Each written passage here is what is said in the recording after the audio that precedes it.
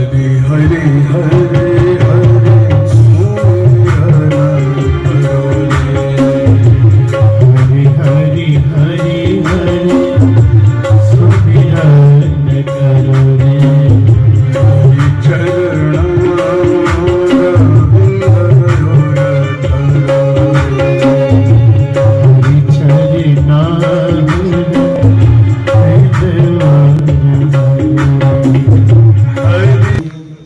जय श्री हरि, जय श्री हरि। तो कथा सुनने के लिए हम यहाँ पर फतेहगढ़ पंजाब होशियारपुर में आए हुए हैं। तो कथा श्रवण करिए, बहुत सुंदर कथा करते हैं जो कथा व्यास हैं। तो आपको कथा सुनाएंगे और भगवान के चरणों के साथ आप जुड़ोगे। और हम अलग अलग ब्लॉग आपको इसलिए डालते रहते हैं कि आपको अलग अलग जगह से अलग अलग महापुरुषों का आशीर्वाद मिले। और आओ फिर बने रहो हमारे साथ कथा के साथ। जय श्री हरि।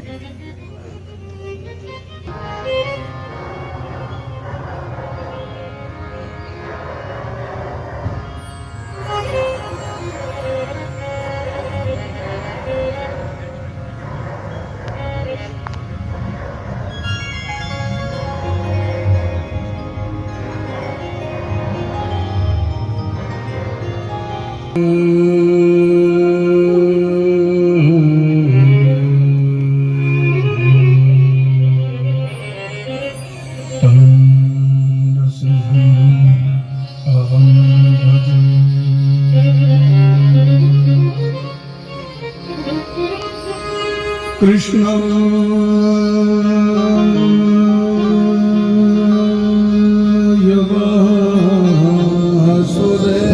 वासुदेवाय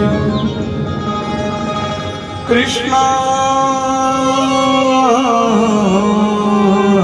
वासुदेवाय हरये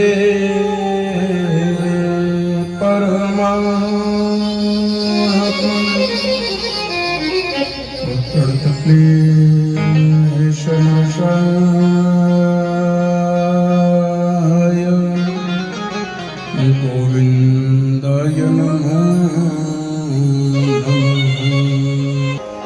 भवानी शंकरो वन्दे भवानी शंकरो श्रद्धा विश्वासरूपिणी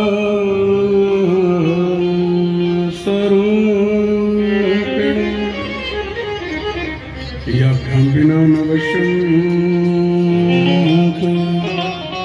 सिद्धाः वन्दे बोधमयं नित्यं गुरुं शङ्कररूपिणं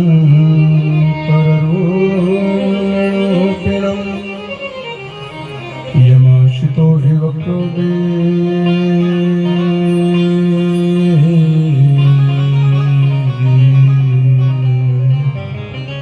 चन्द्रः सर्वप्रवन्द्यते। भक्तिवीर से नहीं जो जग जाए अनंत ऊंच नीच गृहजन तो संत को संत राम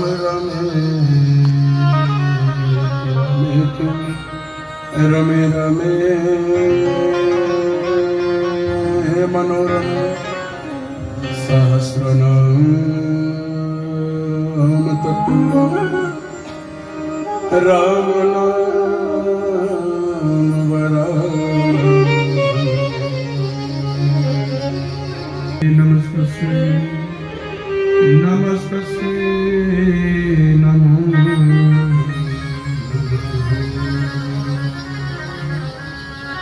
स्वाहा स्वाहा नमोस्तुते। वेद भवनि कहि न कोई जो वीर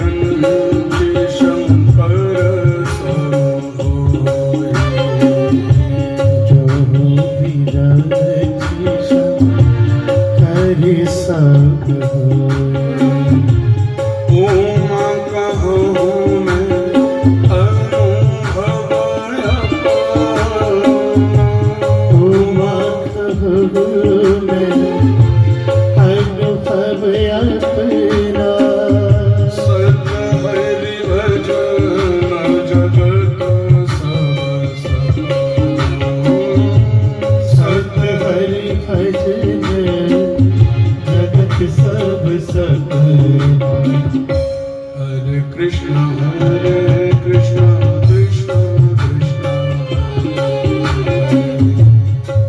कृष्ण हरे कृष्ण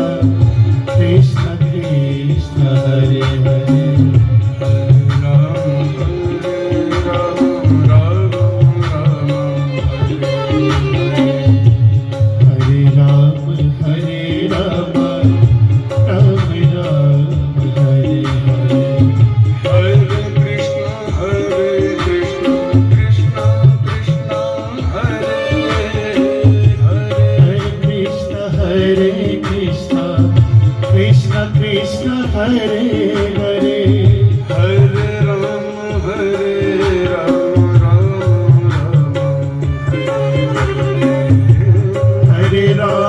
हरे राम राम राम हरे हरे हरे हरे हरे सुमिरन करो हरि हरि हरि हरि सुमिरन करो रे हरि चरण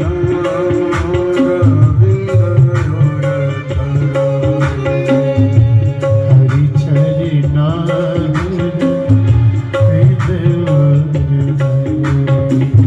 हरि की कथा होत है जहाँ हरि की कथा होती है यहाँ गंगा तुम चलिया बेटा गंगा पूजनी आवे कहा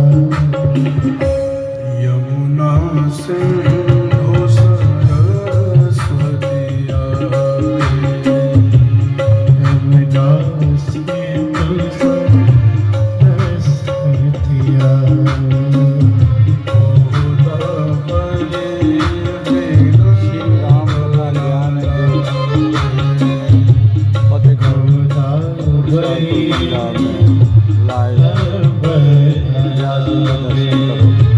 सब तीरथ वासता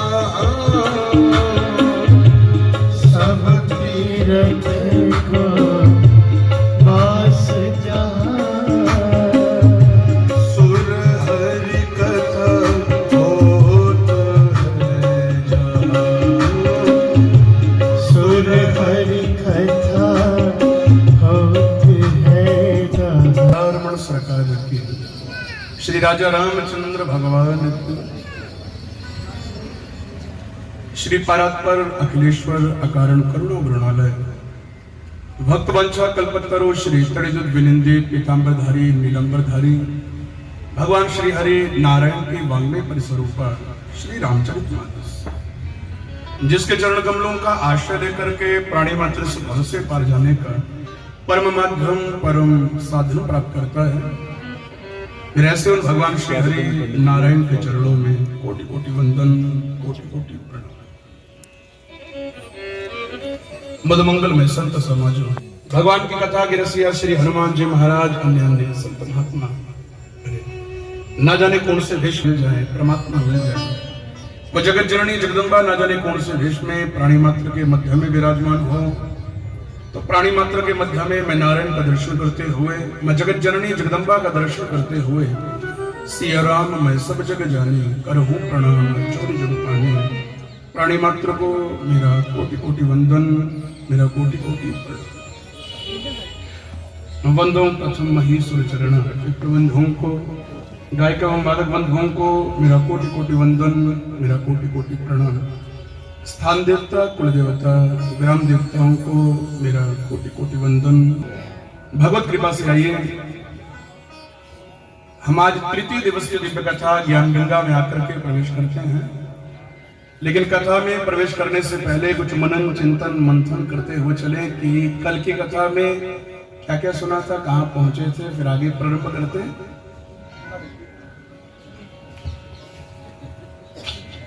जी नहीं, नकल मार के नहीं बोलना है तो। मैंने कुछ सीखा तो मैं बोल सकती हूँ। बोलिए। राम के नाम का अर्थ जाना, शंकर नाम का अर्थ जाना, फिर पता चला कि रामचरितमानस में जब प्रणाम किया गया तो सरस्वती जी को पहले किया गया, गणेश जी से पहले, और फिर किस किस को नमन किया था? भरत जी को, सीता जी को, कौशल्या जी को, हनुमान जी को। चंद्रमा का क्या मूल्य था? शिव जी के सिर पे कैसे था? और क्या कहते हैं 7 नंबर का क्या मूल्य है? सरयू नदी था और विशेष चंद्रमा की महत्ता के बारे में सुना? माँ जगदम्बा यानी उद्भव स्थिति संहार कारिणी क्लेशहारिणी सर्वश्रेयस करीम सीताम न तो हम राम बल्लभाम के बारे में सुना? शक्ति के बारे में जाना? रावण जी ने जब किया था तो कैसे जीता था? उनकी पूजा अर्चना करके उन्होंने तब करके जीता था भगवान को। महान चरण आपने समझाया था कि जब किसी घर में प्रवेश करते हैं तब भगवान को याद किया जाए, भगवान को याद करते हैं। मंगलाचरण सुना था? ग्रंथादो ग्रंथ मध्य ग्रंथांतर व मंगलम आचार्य। राम नाम की महत्ता, अंकों के बारे में जाना? संत तुलसीदास जी के कंठ वाला विषय यानी भैरव स्तुति लिखी उन्होंने, हनुमान स्तुति, हनुमान भाव इत्यादि लिखे। और तुलसी जी वाल्मीकि जी थे और वाल्मीकि जी ब्रह्मा जी थे। हाँ, वाल्मीकि के पूर्व जन्म के बारे में हम लोगों ने श्रवण किया। ब्रह्मा से ही वाल्मीकि बनकर के, वाल्मीकि ही कलयुग में तुलसी बनकर के धरा पर अवतरित होकर के आई, यह विषय जाना। और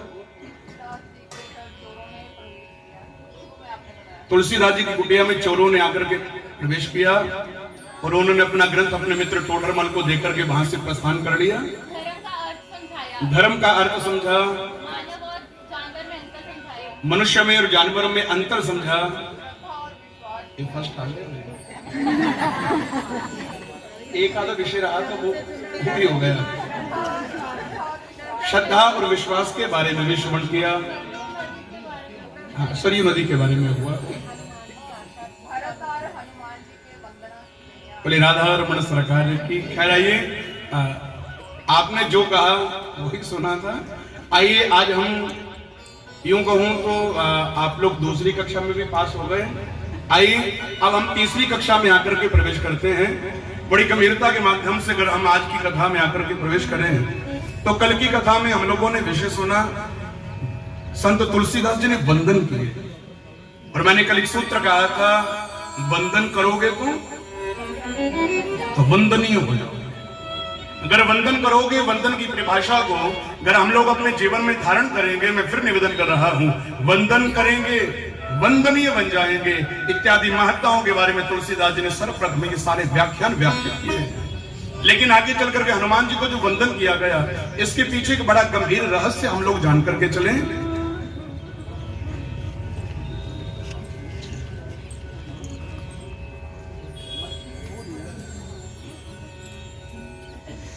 श्री राधे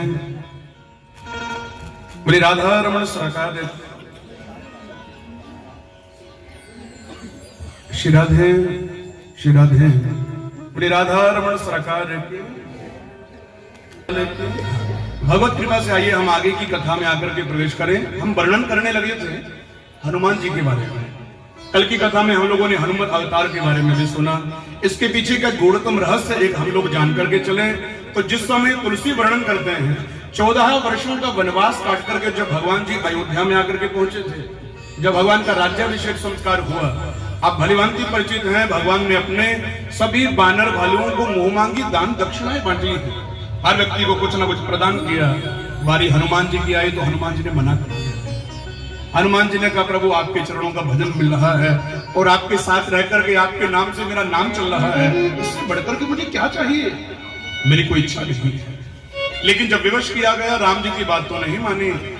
तो राम जी ने सीता से कहा, देवी आप तो हो सकता है आपसे कुछ ले ले। सीता जी ने कहा, मैं पहले ही दे चुकी हुई। मैंने एक माला प्रदान करी थी, उस माला को इन्होंने तोड़ मड़ोड़ करके फेंक करके रख दिया।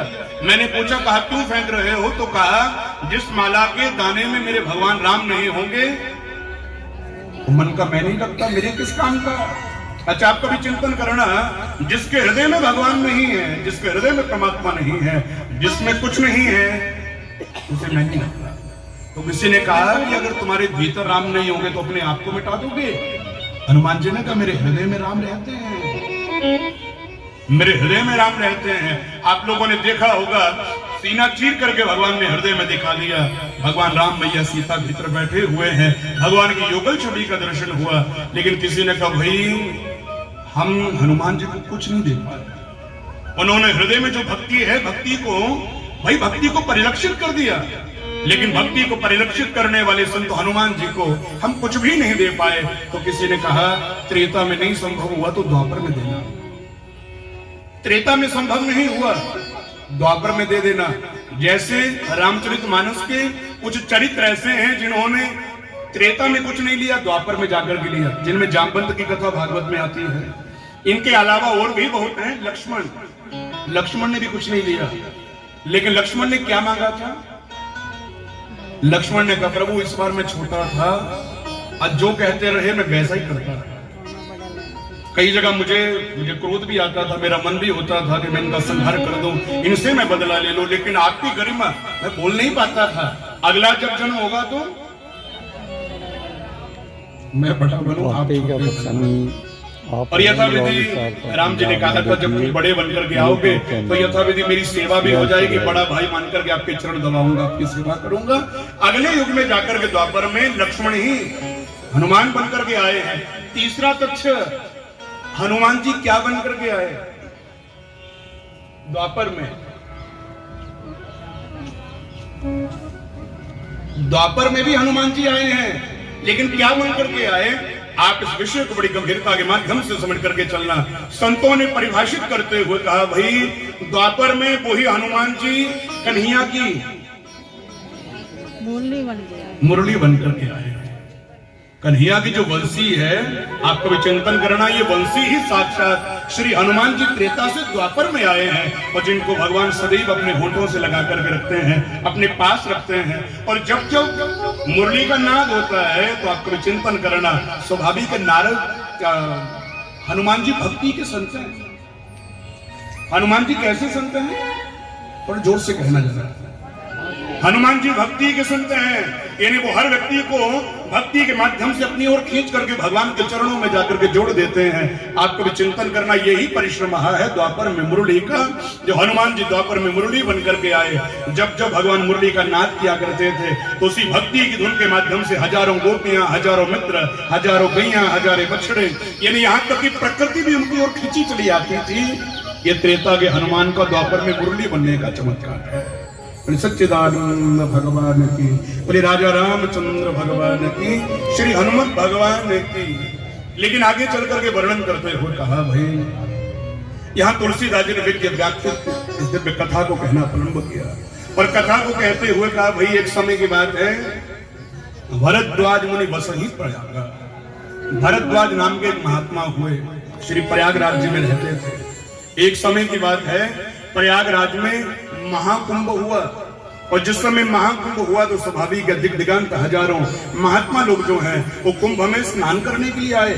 सूर्य जब मकर राशि में गया, माघ मास में यथाविधि वहां पर भव्य आयोजन हुआ। हजारों संत, दुनिया के हजारों लोग, हजारों पंथों के लोग आकर के उस दिव्य कुंभ में आकर के रुके। 1 महीना संतों ने उस कुंभ में वास किया।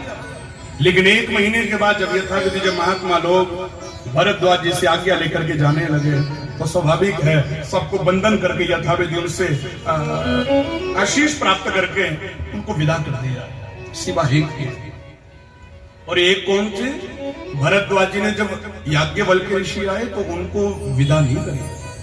बाकी जितने भी आए सब ऋषि आए, अन्य अन्य देव आए, अन्य अन्य ऋषि गंधर्व आए, और अन्य अन्य साधारण लोग भक्त भी आए। लेकिन सबको यथाविधि 1 महीने बाद जिन्होंने विदा मांगी सहर्ष उनको विदा प्रदान करी, चरणों में बंधन किया।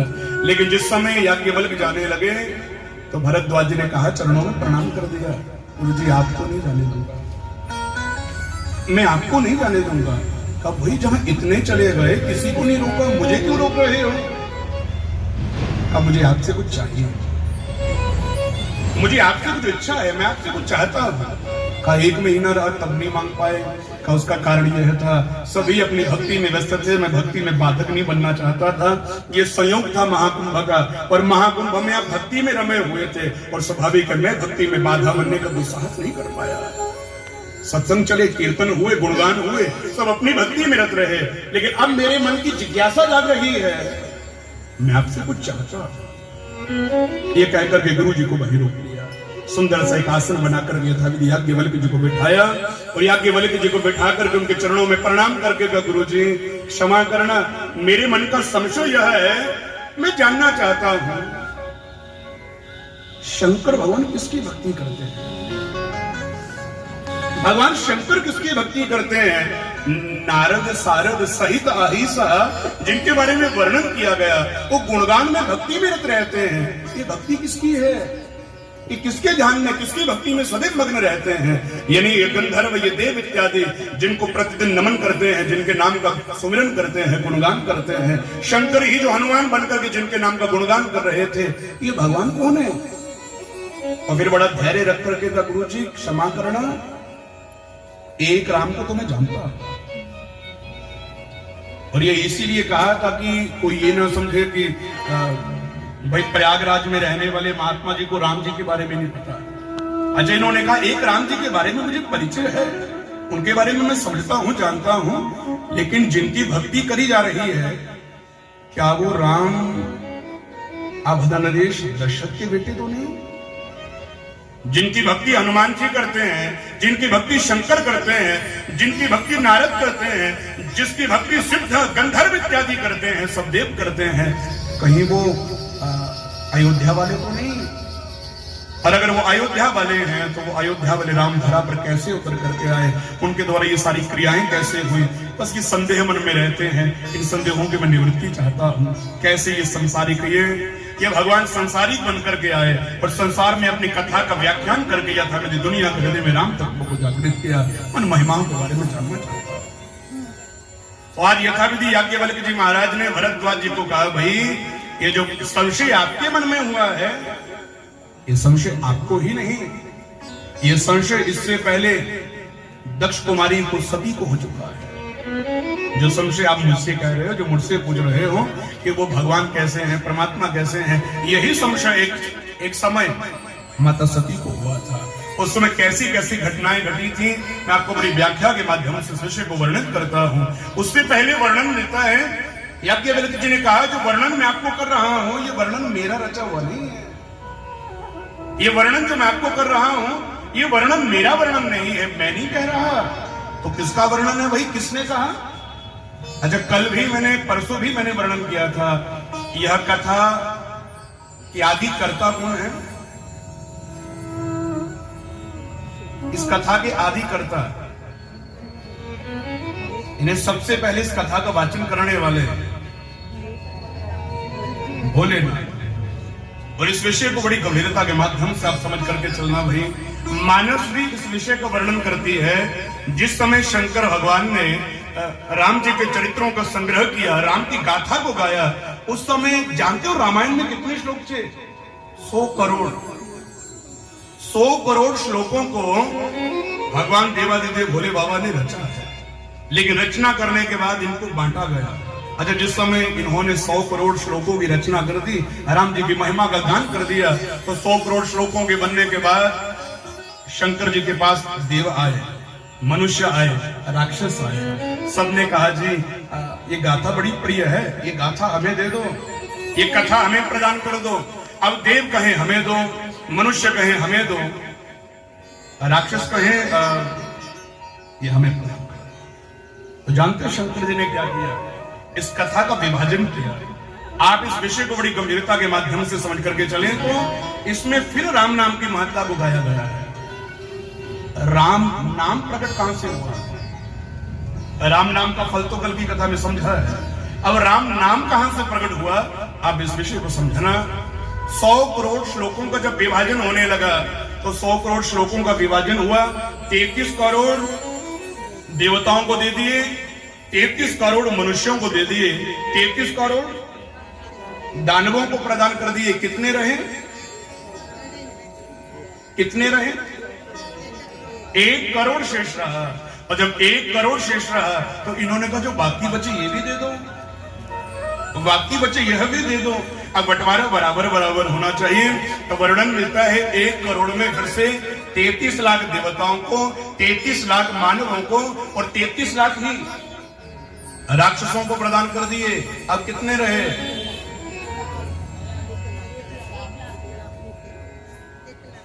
अब कितने रहे? 1 लाख रह गए। और जब 1 लाख जब रह गए, इन्होंने फिर कहा जी ये भी दे दो, क्या करोगे आप रख करके? तो शंकर जी ने फिर विभाजन किया, और जब विभाजन किया तो 33,000 देवताओं को, 33,000 मानवों को प्रदान किए, 33,000 यथाविधि दानवों को प्रदान कर दिए। कितने रहे? 1,000 रह गए। अब इसको भी समझें, 1,000 का भी विभाजन हुआ, और 1,000 का विभाजन कैसे हुआ? 3300 देवताओं को, 3300 दानवों को, 3300 मनुष्यों को प्रदान कर दिए। कितने रहे? 100 रहे। आज 100 रहे। अब इन्होंने कहा जी 100 क्या करने आपने रख करके, ये भी दे दो, ये भी हमें ही दे दो।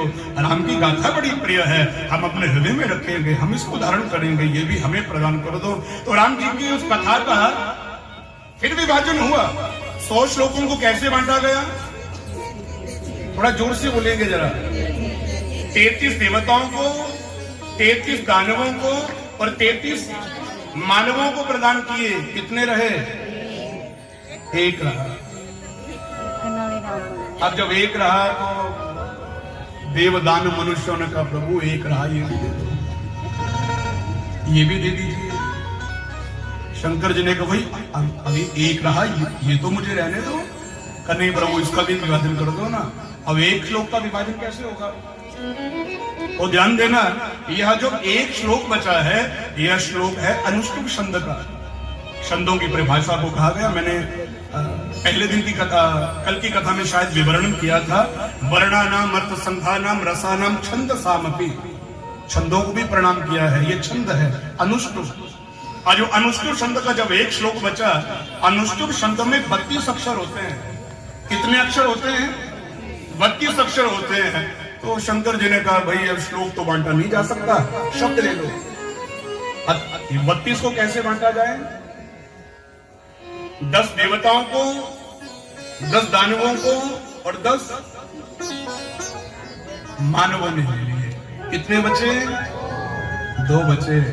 देवताओं ने कहा प्रभु ये भी हमें दे। दानव कहे नाना हमें प्रदान कर दो। मनुष्य ने कहा प्रभु ये हमारे लिए है, ये हमें ही प्रदान कर दो। भगवान ने कहा दो तो मेरे लिए रहने दो, ये मैं किसी को भी प्रदान नहीं करने वाला। इसको मैं अपने हृदय में, अपने कंठ में, अपने मस्तिष्क में धारण करके रखूंगा। और ये 2 शब्द बचे हैं, रा और मा।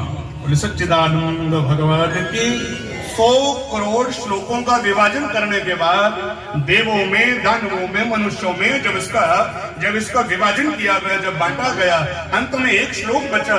32 अक्षर का अनुष्टुप यह शब्द है। अनुष्टुप शब्द के 10-10 अक्षरों को बांट करके 2 शेष रहे।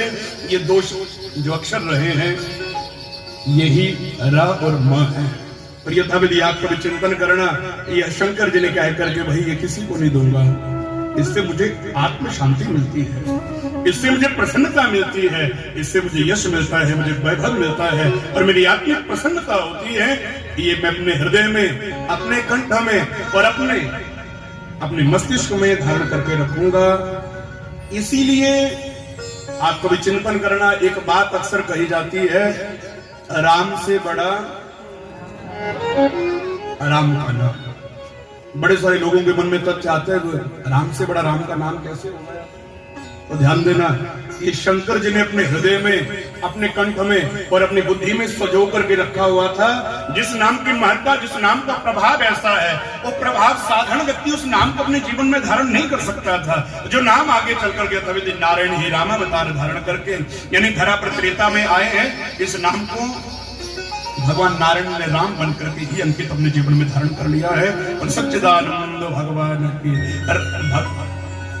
नाम से, यानी व्यक्ति से बड़ा नाम कैसे होगा, इसको मैं एक उदाहरण से फिर कह रहा हूं। जैसे मानो घर में बालक हुआ और हमने बालक का नाम रख दिया नारायण। घर में बालक हुआ, हमने बालक का नाम रखा नारायण। अच्छा, आप कभी चिंतन करना, जब भी आप अपने बच्चे को पुकारते हो तो आप क्या कहते हो? नारायण नारायण नारायण। आपने अपने बेटे का नाम रखा केशव। अब जब भी पुकारते हैं तो केशव केशव इधर आ, केशव इधर आ। हमने अपने बेटे का नाम रखा माधव। अब माधव माधव पुकार रहे हैं। अच्छा ध्यान देना, नाम तो बेटे का रखा है, लेकिन उसका कोई फल मिला होगा? उसका कोई फल बिल्कुल मिला। फल कहां मिला? भागवत की कथा में पिछले 3 वर्षों से हम लोगों ने एक चरित्र श्रवण किया, अजामिल। वे अजामिल के बारे में सुना। उन्होंने अपने बेटे का नाम क्या रखा था? नारायण। और जिन्होंने कहीं ना कहीं अपने मार्ग से बीमार्ग पर चल करके एक वैश्या से विवाह कर लिया और पद से भ्रष्ट हो गए। अंतिम समय जिस समय प्राण निकलने लगे तो अपने बेटे का नाम नारायण था। प्यास लगी, दम घुटने लगा, नारायण नारायण नारायण पुकारा है। और प्रभाव क्या पड़ा? भगवान के पार्षद धरा पर उतर करके आ गए। भाई भक्त अजामिल को परमात्मा की प्राप्ति हो गई। ये नाम का प्रभाव है। लेकिन क्या ये बच्चे का प्रभाव था? क्या उस मनुष्य का प्रभाव हो सकता था? अरे नहीं था। प्रभाव, नाम का प्रभाव वाकई है, इसमें संदेह नहीं है। ये नाम राम जी ने नारायण से धरा पर उतर करके अयोध्या में जन्म लेकर के धारण किया, जिसको शंकर जी ने अपने जीवन में, मैं फिर कह रहा हूं, हृदय में और अपने कंठ में और अपने मस्तिष्क में, अपने दिमाग में धारण करके रखा था। यह राम जी के नाम के प्राकट्य की गाथा है, जिसको संतों ने बड़ा बखूबी गाया है और यथाविधि वर्णन मिलता है। याज्ञवल्क्य जी ने कहा, वही जो संशय आप रख रहे हो, ये संशय सती ने भी रखा था। उनके मन में भी बस ऐसा ही संशय उत्पन्न हुआ था। हालांकि ऐसा नहीं कि उनको भगवान से प्रेम नहीं था, प्रेम बड़ा था, लेकिन संशय था। भरद्वाज जी ने कहा, मैं जिज्ञासा बस पूछ रहा हूं, ये संशय नहीं है, मेरे मन की जिज्ञासा है, मेरी प्रार्थना है। पर जिज्ञासा बस जानकर के इस विषय को अपने हृदय में धारण कर लेना चाहता हूं। जिस सतह पर, जिस जगह पर बैठकर के ये गाथा गाई जा रही है, ये जगह है प्रयाग। अच्छा, आपको भी चिंतन करना, जानते हो प्रयाग किसे कहते हैं? प्रयाग 3 शब्दों की। जय श्री राम, जय श्री राम। ये कथा आपने 3 वाले हाथ श्रवण की है। आपको भगवान का आशीर्वाद मिला होगा और मिलेगा भी, क्योंकि परमात्मा की कथा है। परमात्मा की कथा पुण्य को देने वाली है और मनोकामना पूर्ण करने वाली है। तो ऐसे ही हमारे चैनल के साथ बने रहो। आपको कथा आगे भी सुनाएंगे, अलग अलग ब्लॉग्स आपको डालते रहते हैं। तो जय श्री हरि। जिन्होंने चैनल सब्सक्राइब नहीं किया करिए, क्योंकि हम अलग अलग ब्लॉग्स आपको दिखाते रहते हैं। और अगले ब्लॉग के लिए जय श्री राम और सुंदर कीर्तन भी सुनाते रहते हैं। जय श्री राम।